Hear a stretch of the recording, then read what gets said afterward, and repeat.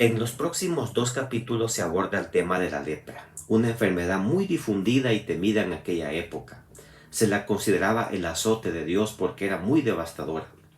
En este capítulo se describe la condición leprosa de una persona y el próximo nos habla de la solución y cómo declarar limpia a la persona cuando ya se libraba de esta enfermedad.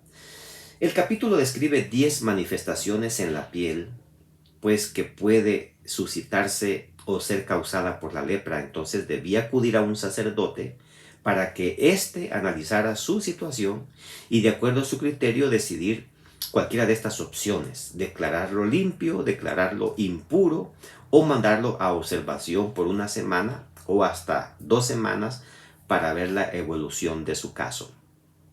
Era una época, obviamente, en que no había laboratorios que pudiesen ayudar al pueblo. Entonces Dios concedió sabiduría a sus líderes espirituales para que no solo tuviesen percepción espiritual, sino también discernimiento para las distintas áreas y facetas en los cuales se necesitaba la intervención de ellos. Y como veremos tanto acá en este capítulo como en muchos otros libros de la Biblia, pues en manos de los sacerdotes estaba la solución de varias cosas.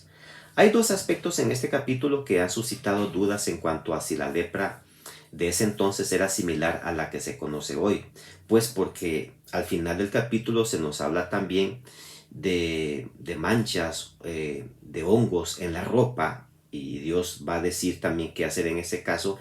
Y en el próximo capítulo se habla también de manchas, hongos en las casas, qué se tendría que hacer en este caso. Se sabe que la lepra afecta nada más a personas, pero en esa época era una época muy difícil por las carencias que había. Entonces Dios trató de evitar que los israelitas cayesen en una epidemia, en algo muy contagioso. Así que estos pasos eran para beneficio del pueblo. ¿Qué cosas espirituales podemos obtener acá? Bueno, siempre hay. Así como toda persona que detectaba algo en su piel acudía al sacerdote para analizar su caso, todo leproso del pecado debe acudir ahora a Cristo Jesús, nuestro sumo sacerdote. Pablo dice: acerquémonos confiadamente al trono de la gracia de nuestro Señor Jesucristo. No tenemos un sumo sacerdote que no pueda compadecerse de nuestras debilidades. Acerquémonos a Él, vayamos a Él para alcanzar misericordia. Toda persona que está siendo afectada por el pecado debe acudir a Jesús. Debe de ir al Señor para que Él la sane, para que Él la cure. No necesitamos que esa lepra nos vaya carcomiendo, nos vaya dañando y nos mate del todo. Necesitamos acudir a Cristo Jesús. Cuando alguien era declarado inmundo por la lepra, debía gritar: estoy inmundo, estoy inmundo. Y luego abandonaba su casa y tenía que aislarse fuera del campamento.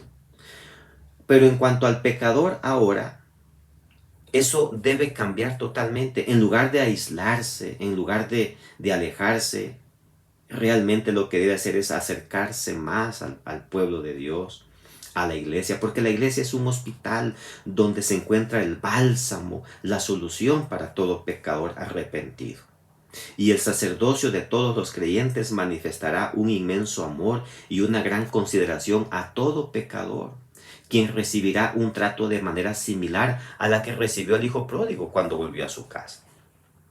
Pero si un pecador persiste en sus pecados públicos, trayendo oprobio a la causa de Dios, entonces sí se le va a pedir que se aleje de la iglesia por un tiempo. ¿Por qué? Pues porque él debe reconocer su condición pecaminosa y debe evitar contagiar con sus pecados a otros. Y así pues entonces evitar que otros hermanos sean dañados. Aún así, la iglesia debe manifestar profundo aprecio y cariño, orando y aconsejando a esa persona hasta que deje el camino de pecado y vuelva a los brazos de Cristo Jesús. La enfermedad del pecado nos aísla y nos separa de nuestros seres amados y de Dios. ¿Se acuerdan ustedes del endemoniado gadareno? Perdió su familia, su casa, su salud y su pudor. Él salió a vivir desnudo en el cementerio de la ciudad. Esta historia está en Lucas capítulo 8, versos 26 en adelante. Nadie tiene idea hasta dónde, nadie puede imaginar hasta dónde Satanás puede conducir a una persona. A Jonás lo indujo a huir de Dios y muy pronto Jonás estaba aprisionado en las profundidades oscuras del océano, de donde solo por un milagro él pudo ser desatado, como también lo fue el endemoniado Gadareno. Agradecemos a Jesús, porque en todas las historias bíblicas nos damos cuenta que Dios se impone al mal, que Jesús tiene el control de todas las cosas, que Dios tiene la solución y todo eso está disponible para cada uno de nosotros. ¿Te sientes pecador? ¿Estás leproso de pecado?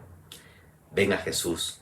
Él tiene la solución para ti y también la tiene para mí. Que Dios te bendiga.